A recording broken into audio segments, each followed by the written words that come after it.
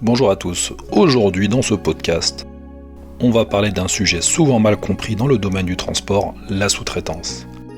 Plus précisément, est-ce qu'on peut sous-traiter une partie de son chiffre d'affaires, même si on n'est pas commissionnaire de transport?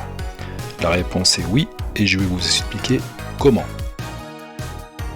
Pour vous montrer à quel point la sous-traitance peut être rentable et efficace, laissez-moi vous raconter une anecdote.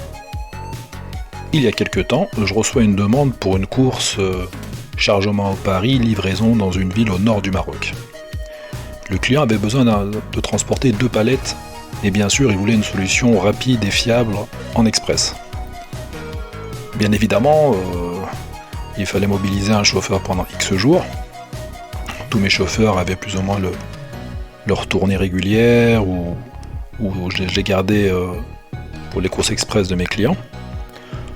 Plutôt que de refuser, j'ai décidé de sous-traiter cette mission. J'ai envoyé une demande de cotation à plusieurs de mes sous-traitants, avec qui je travaille régulièrement et je sais qu'il y a une certaine fiabilité.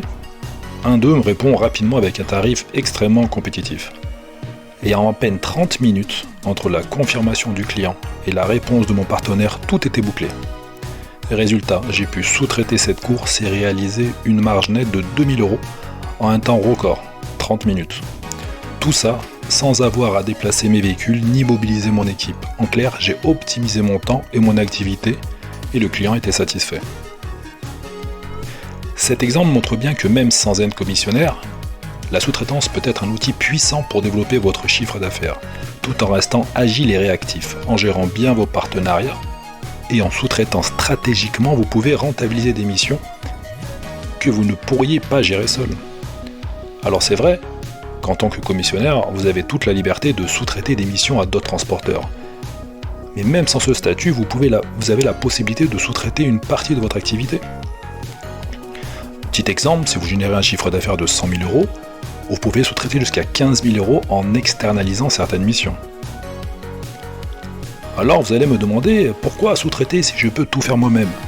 Eh bien parfois c'est une question de capacité, de disponibilité, de spécialisation ou même d'envie. Vous n'avez peut-être pas de ressources pour tout gérer ou pas l'envie de faire un Paris-Maroc pendant 5 jours. Dans ce cas, la sous-traitance devient une solution intéressante pour optimiser votre activité sans perdre un contrat important ou refuser un client. En résumé, même sans être commissionnaire, vous avez la possibilité de sous-traiter jusqu'à 15% de votre chiffre d'affaires. En l'occurrence, moi, c'était sur la course, qui peut être, ponctuel, du one-shot, et qui peut être intéressant pour vous. C'est une solution à ne pas négliger si vous voulez développer votre activité, tout en restant flexible.